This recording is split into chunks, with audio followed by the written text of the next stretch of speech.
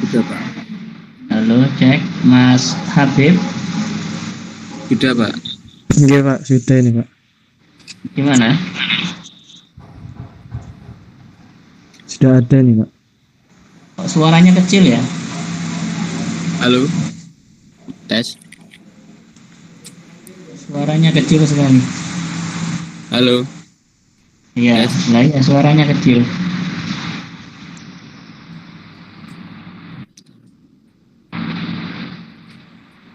Sebentar, Pak. Saya pakai headset aja, Pak.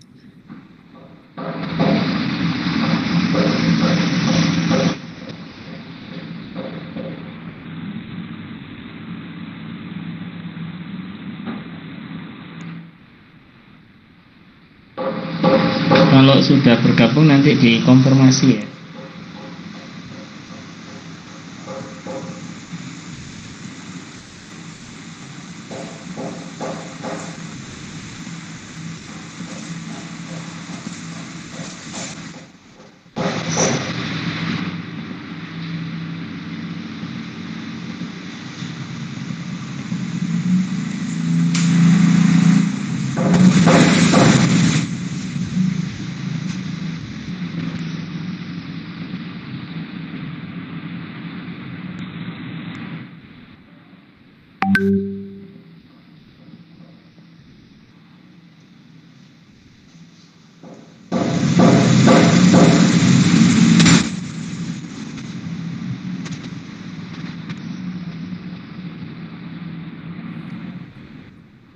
Halo.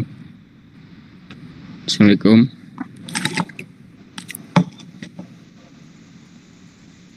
Waalaikumsalam. Boleh dimulai, Pak. Masih kecil ya. Coba saya tak keluar dulu, saya tak masuk lagi. Iki suaranya siapa tuh? Halo. Bapak live terus join mana mari kan. Aman koman.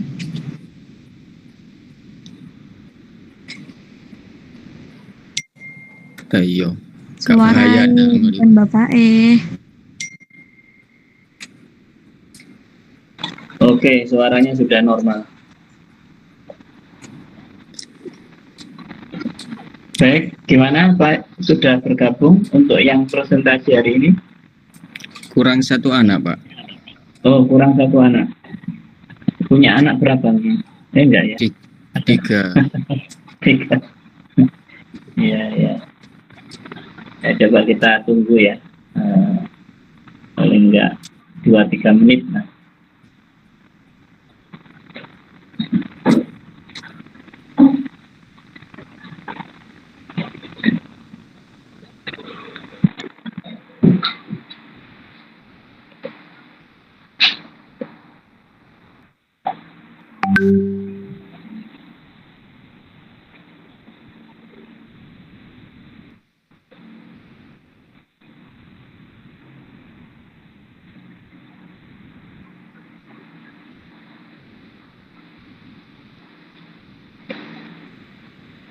Sudah, Pak. Sudah masuk, Pak.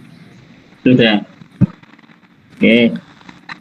Baik, kalau sudah masuk, barangkali bisa dimulai ya.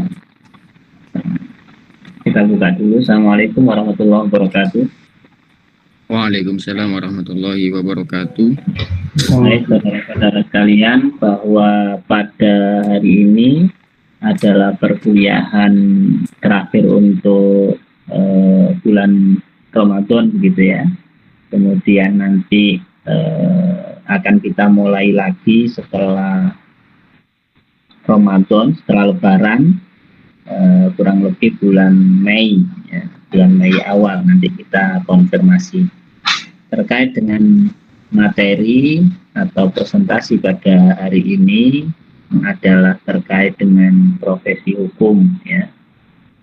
Untuk yang bertugas untuk menyampaikan, dan nanti saya berharap setidaknya ada 3 atau 4 penanya lah ya, agar supaya ketidakpahaman kita terkait dengan profesi hukum nanti bisa dicerahkan atau mendapat pencerahan dari presentator. Baru nanti setelah itu nanti saya absen di terakhir. Baik, silakan untuk yang presentasi untuk menyampaikan artikel atau makalahnya.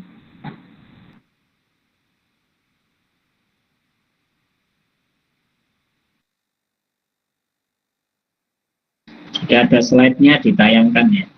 Jika tidak ada ya tidak usah dipaksakan.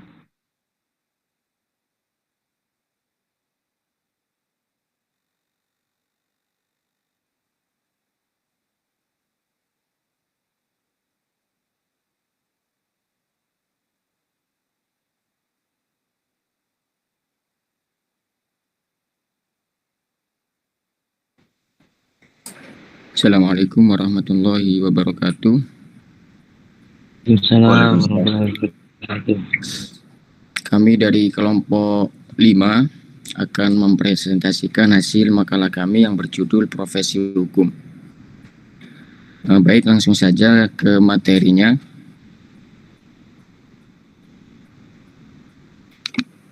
Yang pertama terkait pengertian profesi hukum dan dasar profesi hukum.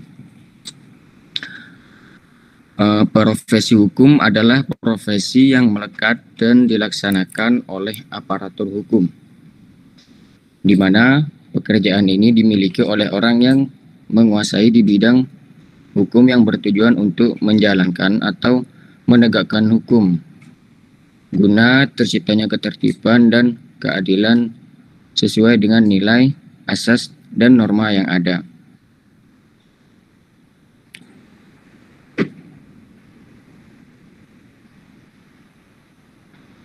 Profesi hukum ini adalah pekerjaan yang berkaitan dengan hukum, sehingga harus menempuh pendidikan khusus sesuai dengan konsentrasi profesi hukum yang diminatinya, dan mendapatkan izin terlebih dahulu untuk menjalankan profesi hukum tersebut.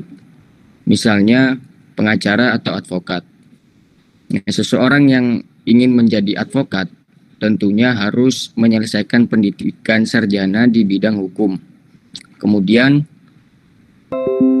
mengikuti pendidikan khusus profesi advokat atau PKPA.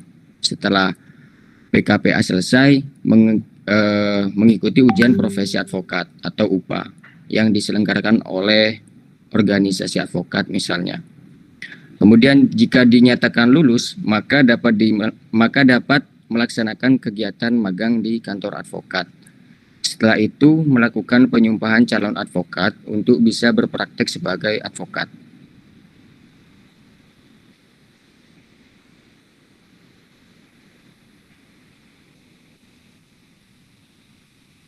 Oke, selanjutnya bidang-bidang dan tugas profesi hukum.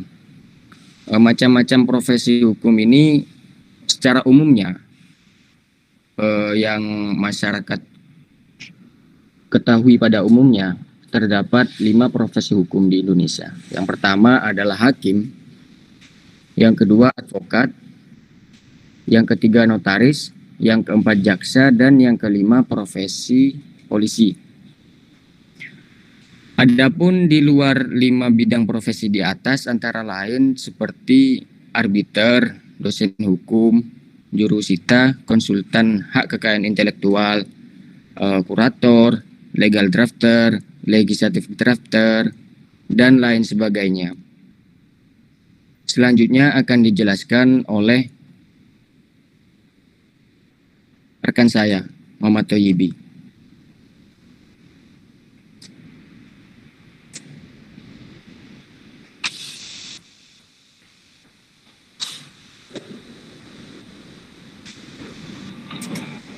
Baik, selanjutnya terkait tugas profesi hukum. Yang pertama, hakim.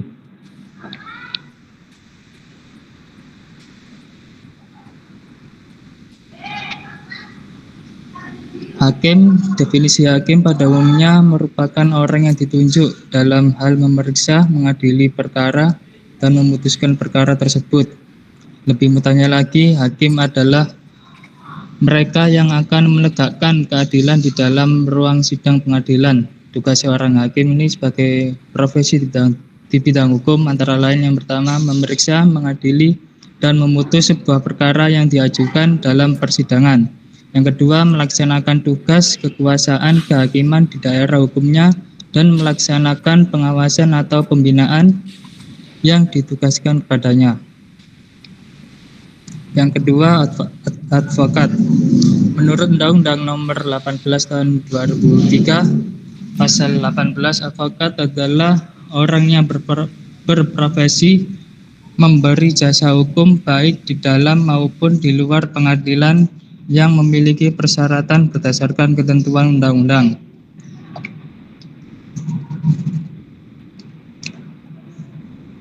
Pemberi jasa hukum yang dilakukan oleh advokat meliputi memberikan konsultasi hukum, bantuan hukum, menjalankan kuasa, mewakili, mendampingi, membela, dan melakukan tindakan hukum lain untuk kepentingan klien dengan mendapatkan honorarium atau imbalan atas jasa hukum yang diterima berdasarkan kesepakatan dengan klien atau memberikan jasa hukum secara cuma-cuma kepada klien yang tidak mampu.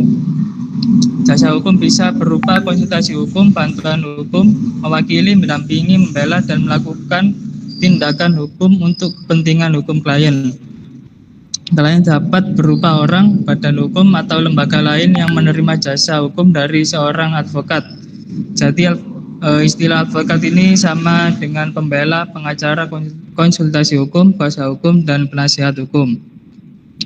Yang ketiga ada notaris. Notaris ini merupakan pejabat umum yang berwenang untuk membuat akta otentik dan kewenangan lainnya yang dimaksud dengan Undang-Undang Nomor 30 Tahun 2004 tentang jabatan notaris.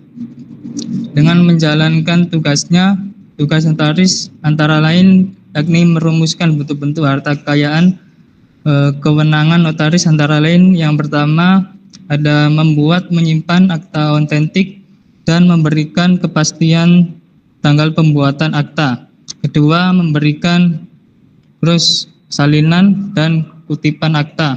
Yang ketiga, mengesahkan tanda tangan, membukukan surat-surat di bawah tangan. Yang keempat, membuat akta yang berkaitan dengan pertanahan dan lain-lainnya yang diatur oleh perundang-undangan. Yang keempat ada jaksa. Tugas jaksa ini menurut Undang-Undang Nomor 16 Tahun 2004 antara lain yang pertama, jaksa senantiasa bertindak berdasarkan hukum dengan mengindahkan norma-norma keagamaan, kesopanan, kesusilaan, serta wajib menggali dan menjunjung tinggi nilai-nilai kemanusiaan yang hidup dalam masyarakat, serta senantiasa menjaga kehormatan dan martabat profesinya. Kedua, menetapkan serta mengendalikan kebijakan penegakan hukum dan keadilan dalam ruang lingkup tugas dan kewenangan kejaksaan. Yang ketiga, mengefektifkan proses penegakan hukum yang diberikan oleh undang-undang. Yang keempat, mengesampingkan perkara kepentingan umum. Yang kelima, mengajukan kasasi demi kepentingan hukum kepada Mahkamah Agung dalam perkara pidana perdata dan tata usaha negara. Dapat mengajukan pertimbangan teknis hukum kepada Mahkamah Agung dalam pemeriksaan kasasi perkara pidana. Kemudian mencegah atau menangkal orang tertentu untuk masuk dan keluar wilayah negara kesatuan Republik Indonesia karena keterlibatannya dalam perkara pidana sesuai dengan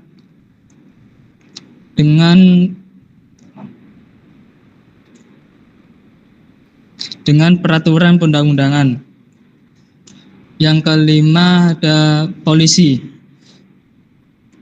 Tugas dan wewenang polisi berdasarkan pada pasal 13 Undang-Undang Nomor 2 Tahun 2002. Yang pertama, memelihara keamanan dan ketertiban masyarakat, menegakkan hukum, dan memberikan perlindungan, pengayoman, dan pelayanan kepada masyarakat.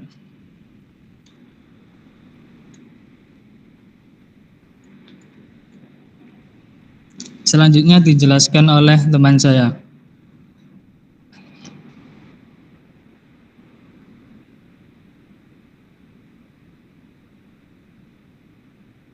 Selanjutnya nilai moral profesi hukum. Jadi nilai moral merupakan kekuatan yang mengarahkan dan mendasari perbuatan luhur.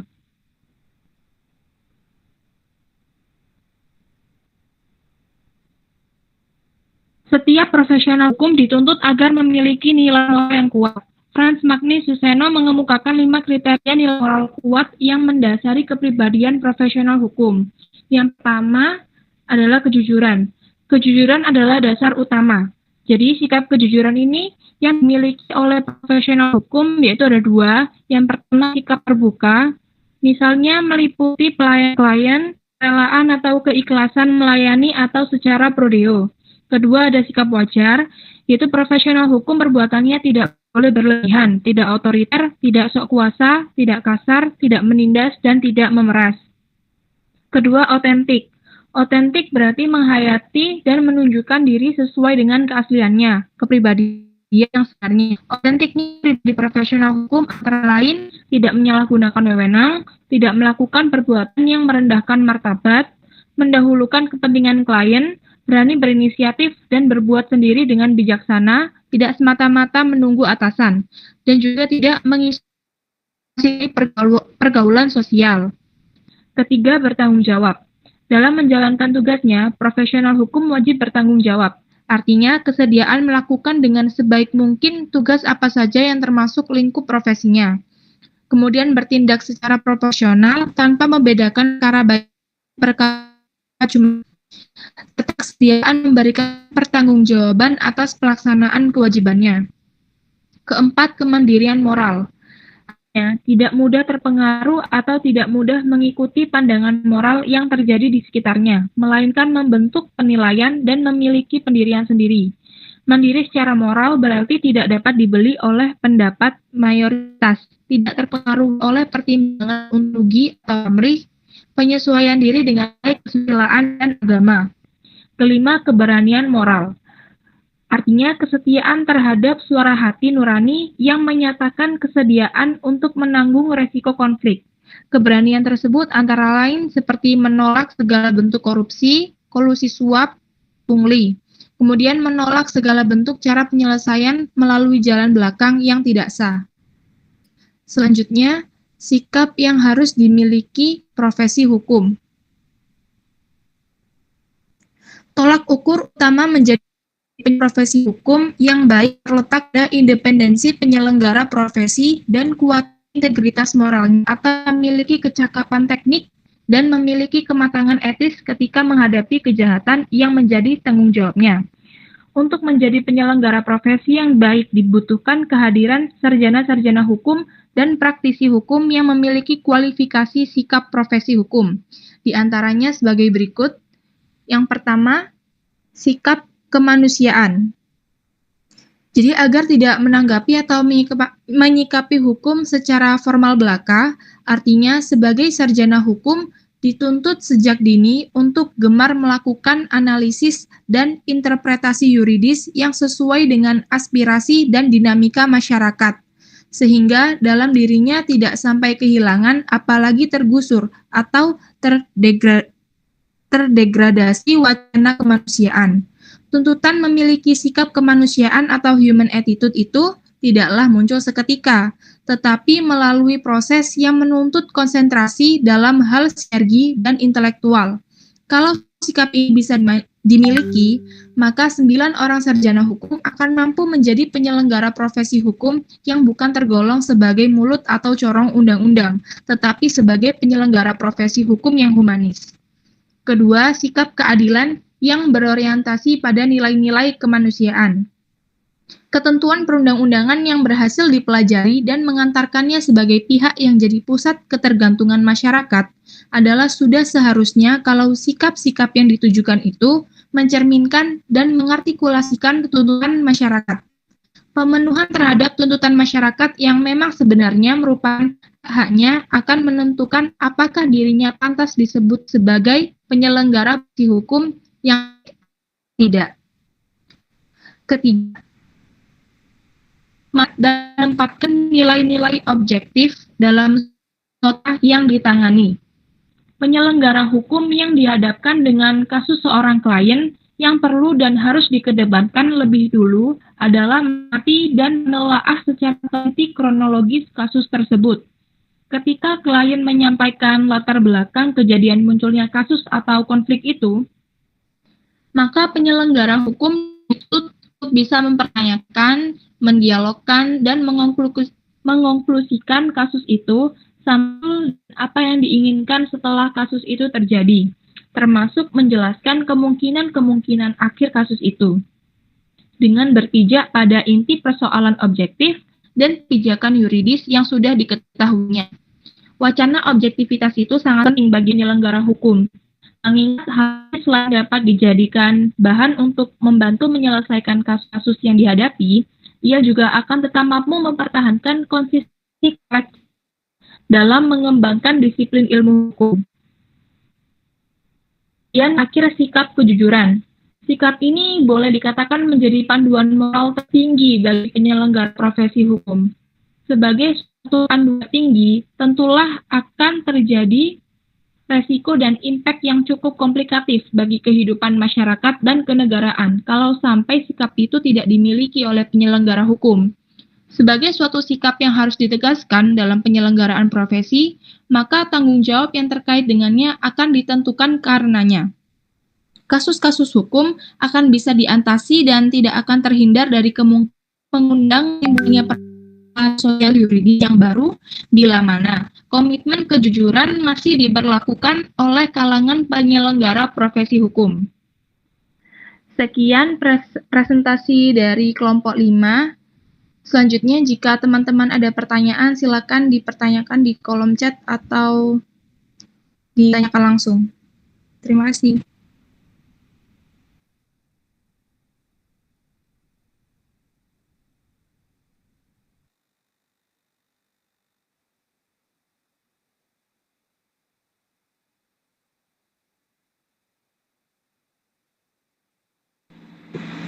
Baik, silakan.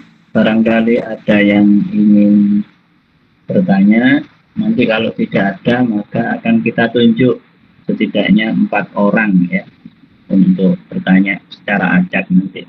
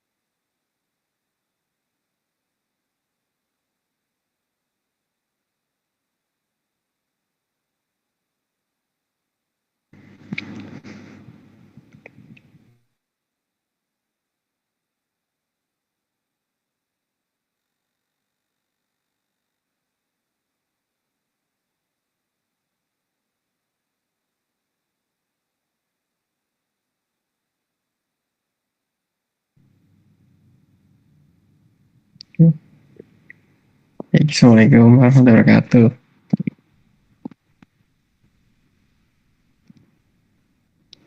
Tes, izin bertanya.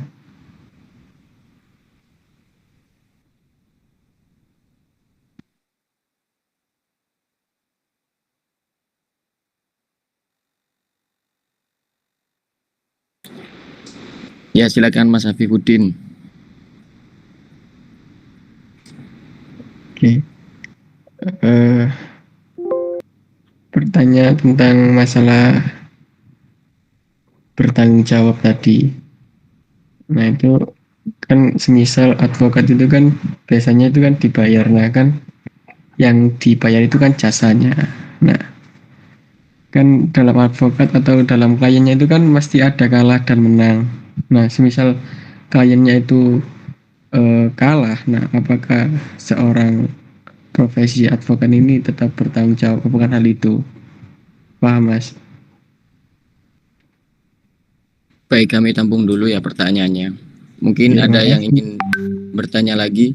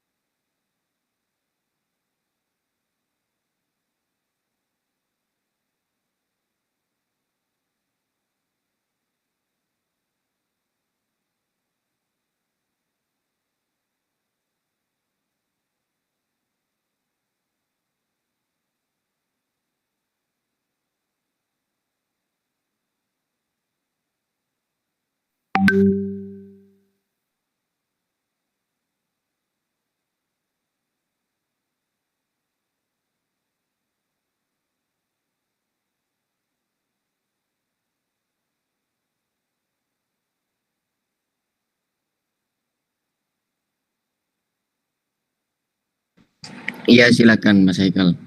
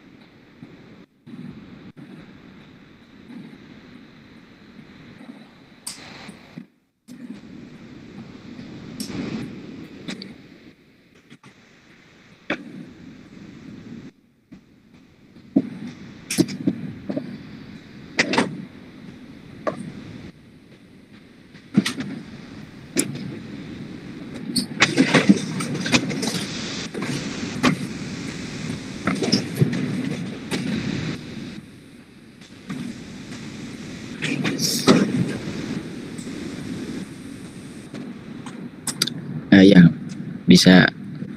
Ya, paham saya.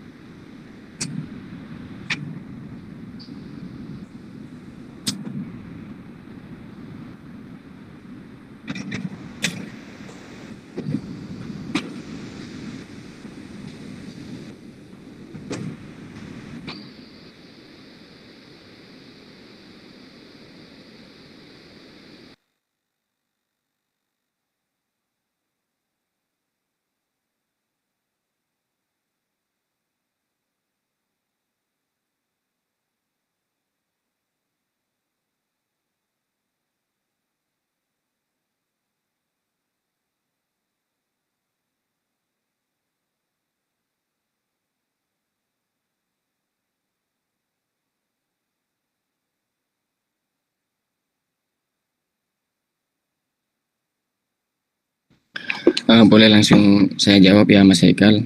Menurut saya dua-duanya itu penting.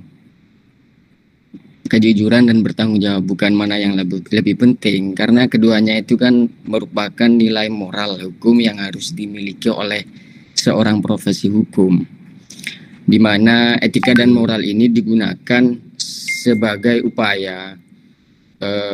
Kenapa dikatakan sangat penting? Karena sebagai upaya mewujudkan agar penegakan hukum itu yang dilakukan profesi hukum bisa ditegakkan dan menciptakan hukum yang berkeadilan.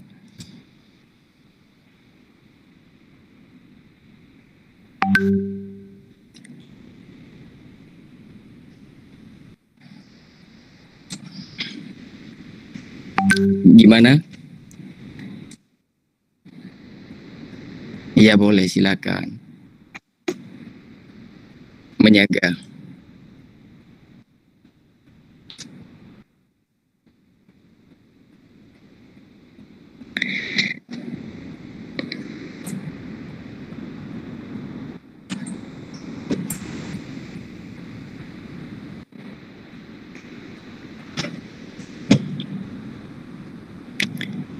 Iya, karena profesi hukum ini adalah salah satu profesi yang dituntut bagi orang yang menjalankan itu memenuhi nilai moral. Nilai moral ini memiliki kekuatan, nilai moral ini merupakan kekuatan yang mengarah dan mendasari perbuatan luhur seseorang. Dituntut, jadi profesi hukum ini dituntut untuk melakukan pekerjaannya secara profesional agar tidak dipandang remeh oleh lawannya. Kalau penegak hukumnya saja tidak mempunyai nilai moral yang kuat, nanti kan mudah dikalahkannya oleh lawannya. Jadi karena itu mungkin bisa dipahami. Iya. Ya, sama-sama Mas.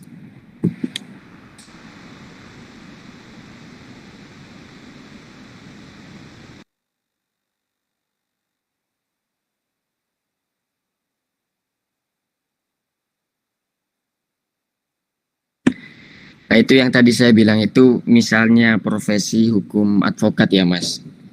Karena ada banyak itu profesi hukum. Yang saya maksud tadi advokat contohnya.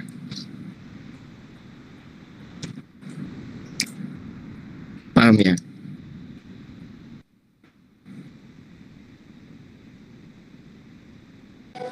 Iya, sama-sama Mas.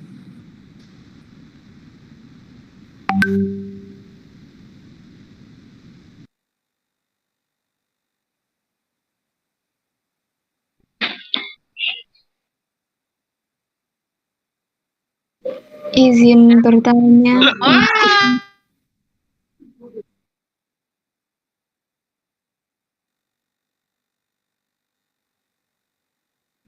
Iya, silakan Mbak Dila. Kendala apa aja sih yang biasanya itu sering dihadapi bagi profesi hukum gitu? Apa bisa dimengerti?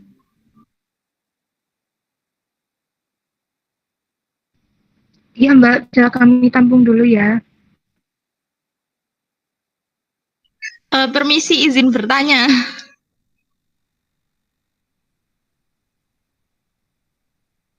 Iya, silakan Mbak Dinda.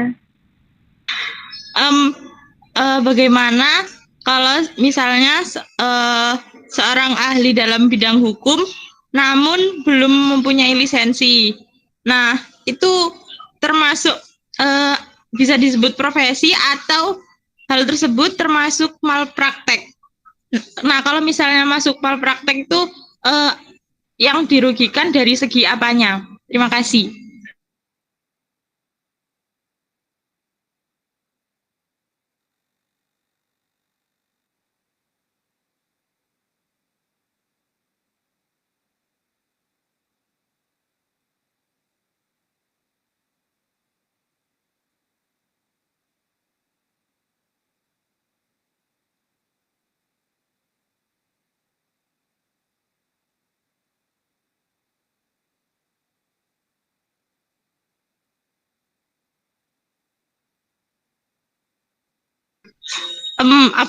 Bagaimana apa pertanyaannya bisa dipahami?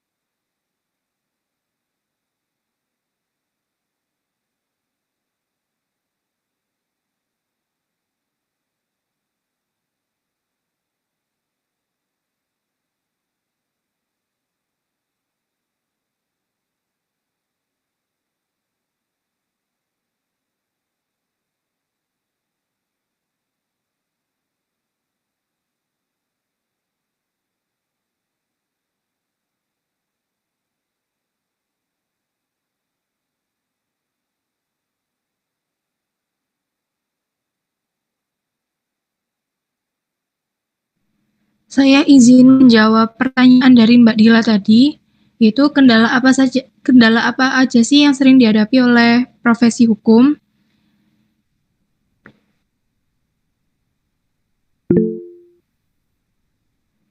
Jadi, kendala yang sering dialami oleh profesi hukum itu biasanya yang pertama kualitas yang dimiliki oleh pengemban profesi hukum.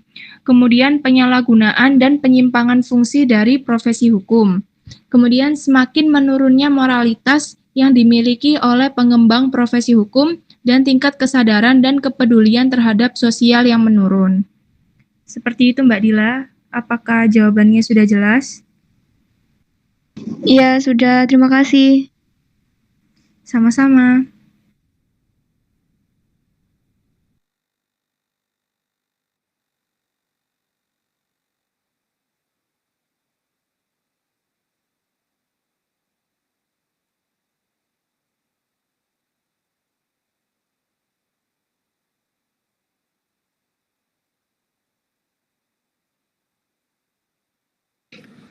Saya ingin izin menjawab pertanyaannya Mbak Adinda. Apakah seorang profesi hukum itu harus memiliki lisensi? Jawabannya iya, karena profesi ini dianggap sebagai pekerjaan yang profesional dan tidak boleh dilakukan oleh sembarang orang yang sudah menempuh pelatihan khusus dan pendidikan. Kalau pekerjaan biasa sendiri itu kan kuli bangunan juga dianggap pekerjaan, tapi profesi adalah orang-orang yang benar-benar berkompeten dalam bidang tersebut. Misalkan advokat, dia mempunyai kompetensi, pendidikan dan kemampuan di bidang advokat. Misalkan hakim, dia mempunyai kompetensi di bidang tersebut, di bidang pengadilan. Bisa dipahami?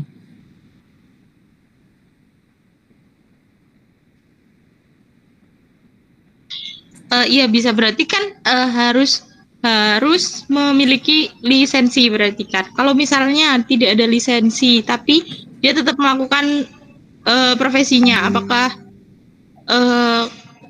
kan kalau misalnya kalau di profesi kedokteran misalnya, kalau misalnya tidak ada lisensinya kan termasuk malpraktek ya kan. Nah, kalau di profesi kedokteran kan biasanya yang dirugikan itu dari segi keselamatan pasien. Nah, kalau misal profesi advokat seandainya tidak ada lisensi, malpraktek itu yang dirugikan dari segi apanya? Malpraktek. Saya juga baru tahu ini istilah malprakteknya. Sebentar ya.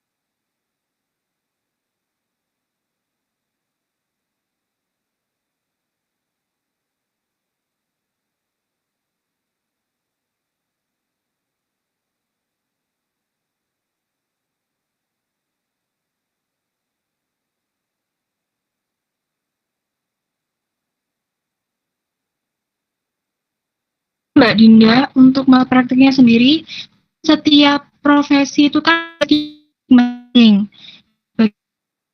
Jadi yang melakukan malpraktek, misalnya di sini tapi yang melakukan pengawasan itu ya yang dapat menjatuhkan saksinya terhadap malpraktek advokat itu ya organisasi advokat dan dewan organisasi advokat. Itu menurut 26 Undang-Undang Advokat. Di tindakan seperti apa yang termasuk sebagai malpraktik itu ditentukan oleh organisasi badan khusus untuk mengawasi tugas berdasarkan peraturan perundang-undangan dan etik masing-masing profesi. Akan terbukti tindakan malpraktik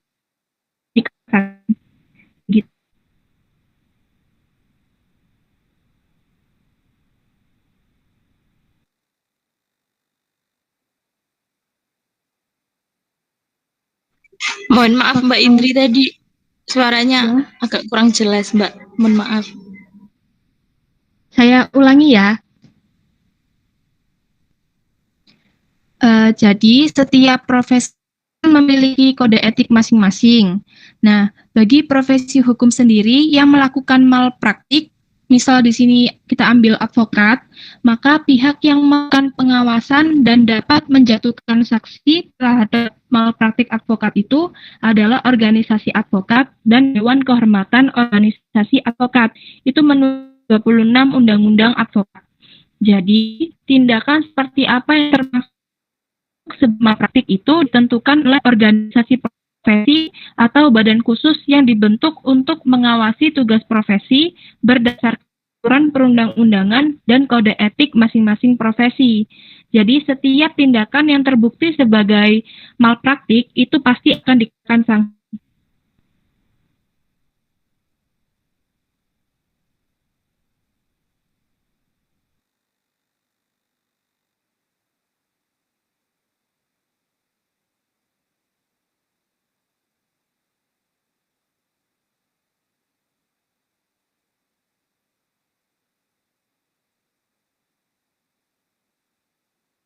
Apa bisa dipahami Mbak Dinda?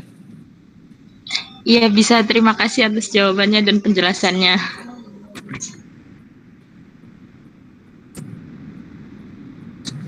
Mungkin pertanyaan yang pertama tadi, pertanyaannya Mas Afifuddin akan dijawab oleh Thoyibi ya.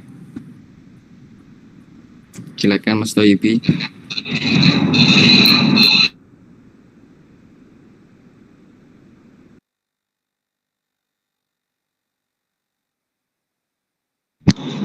Baik, saya akan menjawab pertanyaan dari Mas Habib.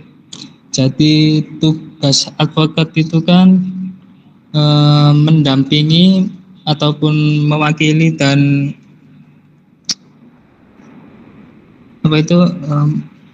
menjadi penasehat hukum bagi kliennya. Kemudian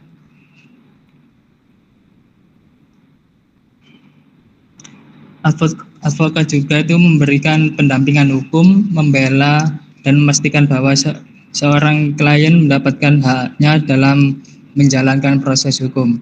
Jadi apabila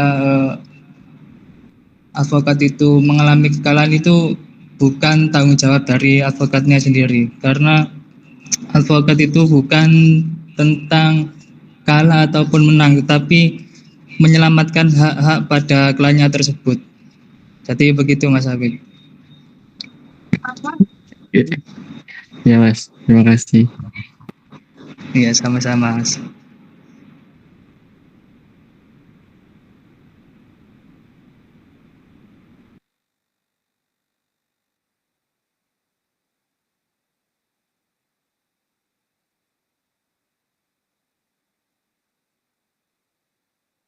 Baik, saya rasa pertanyaannya sudah cukup ya.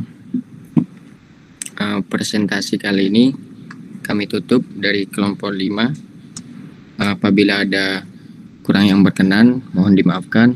Kurang lebihnya mohon maaf. Assalamualaikum warahmatullahi wabarakatuh. Waalaikumsalam warahmatullahi wabarakatuh.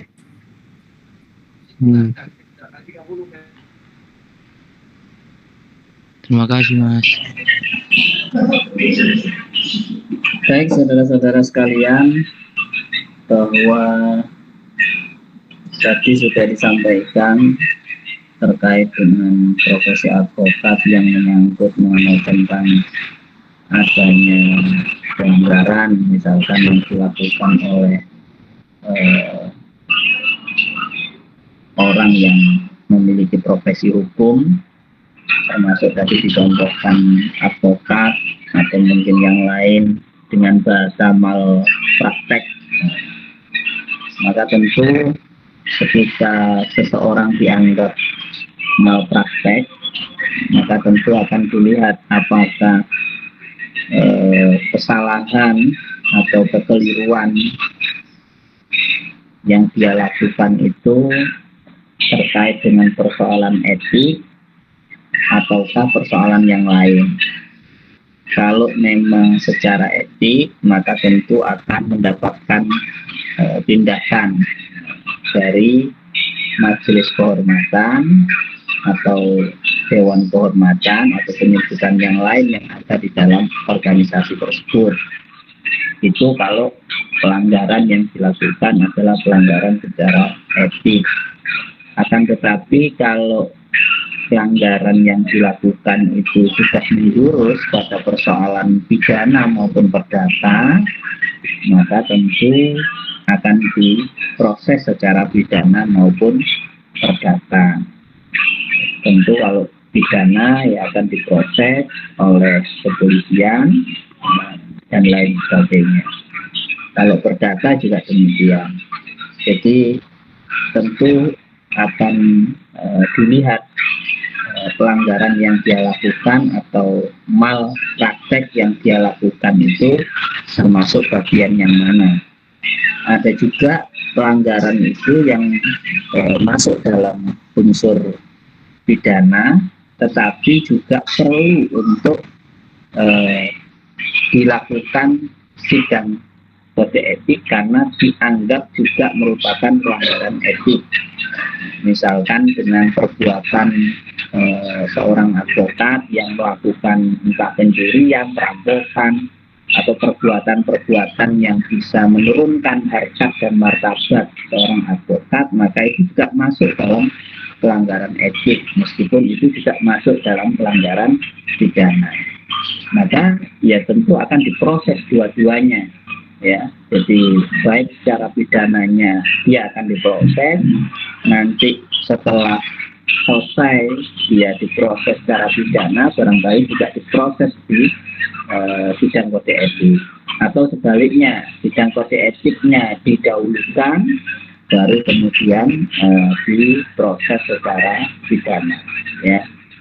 Kalau hal tersebut itu memang dilihat, kalau memang deliknya itu adalah delik biasa, ya maka tidak perlu menunggu terkait dengan sidang kode etik, ya, karena itu secara otomatis akan diproses secara pidana. Tapi kalau deliknya aduan, maka tentu akan didahulukan proses sidang kode etik terlebih dahulu, baru kemudian proses secara pidana dari sisi delik aduannya. Memang dalam praktek tidak bisa seperti teori yang ada ini, ya, karena dalam praktek itu ada juga advokat itu yang sudah diproses secara pidana, akan tetapi secara kode etik itu tidak diproses, ya, tidak diproses, dan itu tidak dipermasalahkan. Selama memang tidak dipermasalahkan, ya artinya advokat itu masih tergolong beruntung.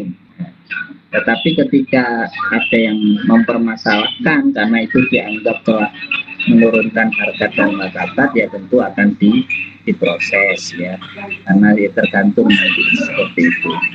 Nah, maka tentu sikap seorang yang memiliki atau dalam profesi hukum ini tadi sudah disebutkan oleh pemakala, ya, atau presentator, bahwa ada sikap keadilan, kemudian ada sikap kemanusiaan, ada sikap kejujuran. Itu adalah sikap-sikap yang memang harus dimiliki, ya. Nah, karena kalau itu semua tidak ada, maka profesi itu akan terasa hampa.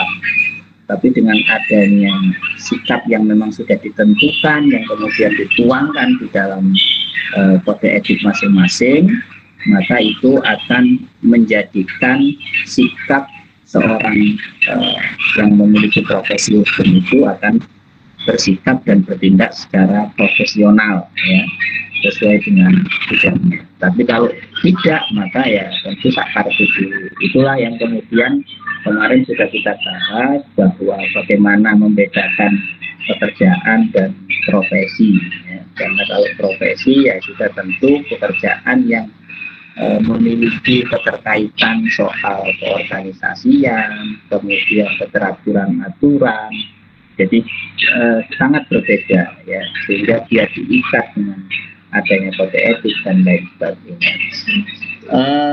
Baik saudara-saudara sekalian, saya pikir itu pertemuan pada sore hari ini, dan hari ini saya absen. Setelah itu perlu diketahui kita besok libur ya untuk Rabu depan, kemudian baru nanti bulan Mei ya kita masuk kembali secara offline ya, secara offline. Adinda Nurhaliza Hadir, Pak. hadir, Rizka Awalia Hadir, Pak. Amru Al-Fishari hadir, Sutianisa nggak ada ya, Bila Ayu Hadir, Pak. Diva Salsabila, Hadir, Pak. Emilia Nasari, Hadir, Pak. Eli Indra, Hadir, Pak. Eskil Salsabila, tidak ada. Fardian Firmansyah, tidak ada. Farga Tajudin, Hadir Bapak. Habibullah, Siapa hadir? Hayatun Nufus, Hadir, Bapak. Hilyatul Ulya, tidak ada. Imam Syahruwardi, Hadir, Pak. Indri Malita, Hadir, Pak. Zulaika Nur Fadila, Hadir, Pak. Linggawati, Pak.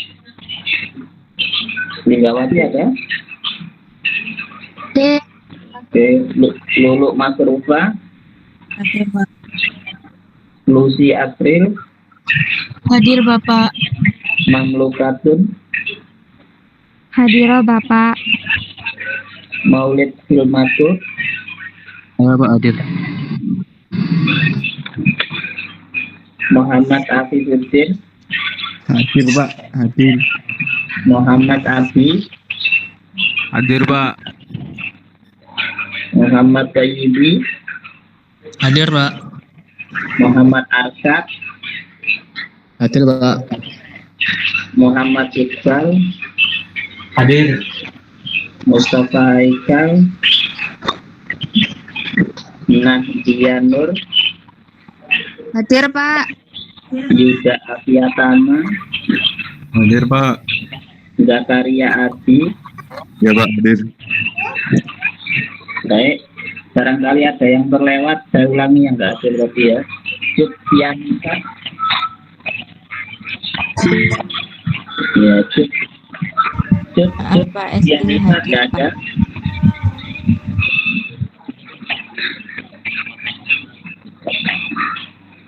Hadir, oh. Iskil hadir. Pak. Fardian Firmansyah nggak ada ya? Hadir. Hah? Hadir Oh, Pak. Fardian ada. Hilyatul Ulya tidak ada.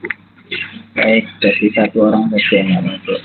Baik, terima kasih saudara-saudara, mudah-mudahan bermanfaat buat kita semuanya. Kita lanjut setelah Lebaran.